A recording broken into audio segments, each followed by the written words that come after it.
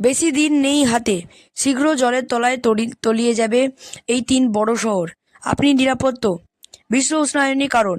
আগামী কয়েক বছরের মধ্যে সমুদ্রের জলস্তর এতটাই বেড়ে যাবে যে ভারতের বহু শহরই জলের তলায় চলে যাবে। বর্তমান জীবনযাত্রার কারণে এই শতাব্দীর শেষ দিকে পৃথিবীর গড় তাপমাত্রা 2.7 ডিগ্রি সেলসিয়াস বৃদ্ধি পেতে পারে। তাপমাত্রা বৃদ্ধির ফলে পৃথিবীর হিমবাহের মাত্র 1/4 অবশিষ্ট থাকবে, বাকি 3/4 গলে যাবে।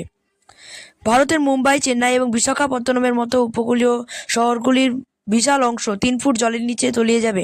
শুধু তাই নয়, পৃথিবীর জলস্তর ভয়ঙ্করভাবে বেড়ে যাবে। জার্নাল সায়েন্সে প্রকাশিত একটি গবেষণা অনুসারে বিশ্বের হিমবাহগুলি পূর্বের অনুমানের চেয়ে অনেক দ্রুত গলে যাচ্ছে।